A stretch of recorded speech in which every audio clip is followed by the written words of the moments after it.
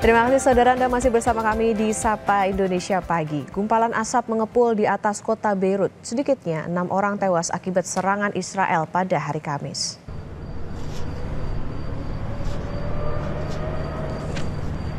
Kementerian Kesehatan Lebanon mengatakan serangan udara Israel menghantam sebuah gedung apartemen di Beirut. Israel melakukan serangan darat ke Lebanon melawan Hizbullah sambil melakukan serangan di Gaza. Militer Israel mengatakan 8 tentaranya tewas dalam konflik di Lebanon Selatan.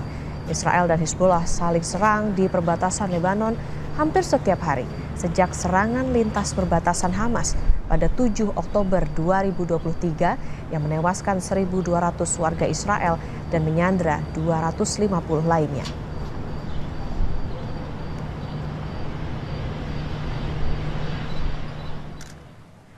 Akibat dari serangan udara Israel pada Kamis malam, blok apartemen di Beirut yang menjadi sasaran mengalami kerusakan yang cukup parah dan menewaskan 6 orang.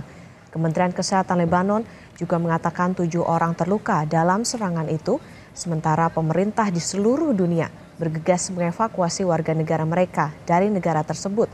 Serangan Israel telah menewaskan lebih dari 1.000 orang di Lebanon selama 2 minggu terakhir, hampir seperempatnya adalah perempuan dan anak-anak.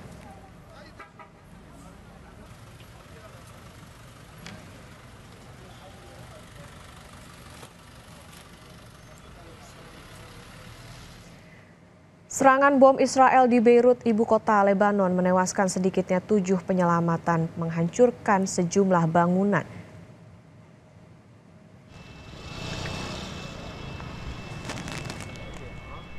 Serangan udara di distrik permukiman Bashoura menewaskan petugas kesehatan dan penyelamat, menargetkan sebuah apartemen yang menjadi kantor Health Society, sekelompok responden pertama sipil yang berafiliasi dengan Hizbullah.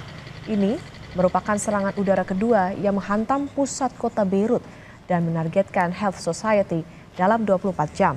Tidak ada peringatan dari Israel yang dikeluarkan sebelum aksi serangan. Militer Israel tidak segera menanggapi permintaan komentar mengenai serangan di pusat kota ini.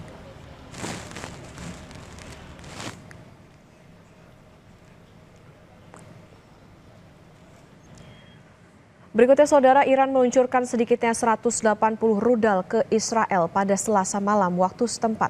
Serangan ini akibat Israel terus menyerang Palestina dan kelompok Hizbullah di Lebanon.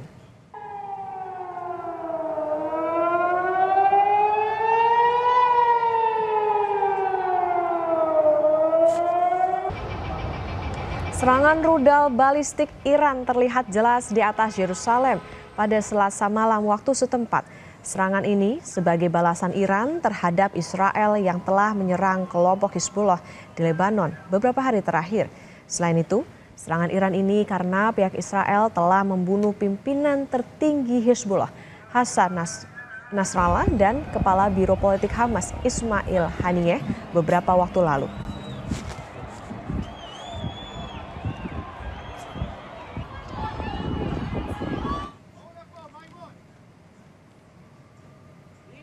Sementara itu, pihak Israel mengklaim serangan yang dilancarkan oleh Iran dapat diatasi dengan sistem pertahanan udara Israel.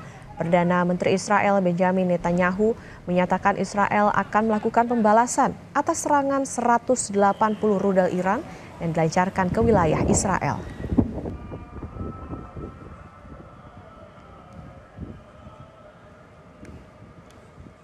הערב איראן שוב תקפה את ישראל במאות טילים.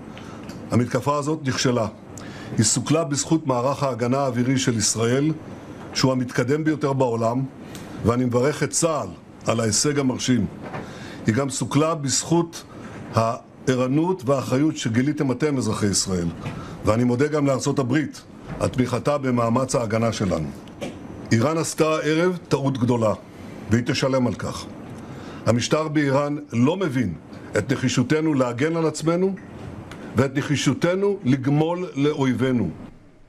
Presiden Amerika Serikat Joe Biden menegaskan kembali dukungan negaranya kepada Israel setelah serangan rudal Iran. Biden bahkan memerintahkan militer AS untuk membantu pertahanan Israel terhadap serangan di masa depan.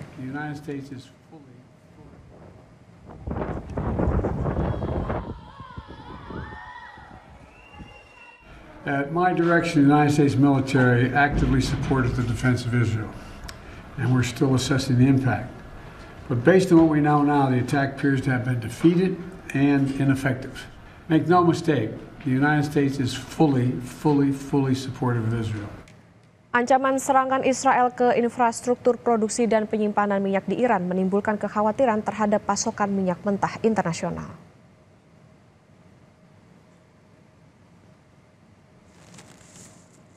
Berdasarkan data laporan bulanan Organisasi Negara-Negara Pengekspor Minyak, Iran termasuk di antara 10 produsen minyak terbesar dunia dengan produksi 3,277 juta barel per hari pada Agustus tahun ini. Ancaman serangan Israel ke kilang minyak dan gas Iran ini meningkatkan kekhawatiran pasar terhadap pasokan minyak mentah yang menyebabkan lonjakan harga minyak internasional selama sesi perdagangan AS pada hari Selasa. Harga minyak mentah ringan AS dan minyak mentah Brent berjangka naik lebih dari 2% pada hari Selasa dengan tren kenaikan berlanjut hingga hari Rabu. Bahkan harga minyak mentah ringan berjangka pengiriman November di New York Mercantile Exchange mencapai $72,13 per barrel pada perdagangan Rabu pagi. Sedangkan London Brent Crude Oil Futures pengiriman Desember mencapai $75,74 per barrel. Is now an uncertainty about where is the next target.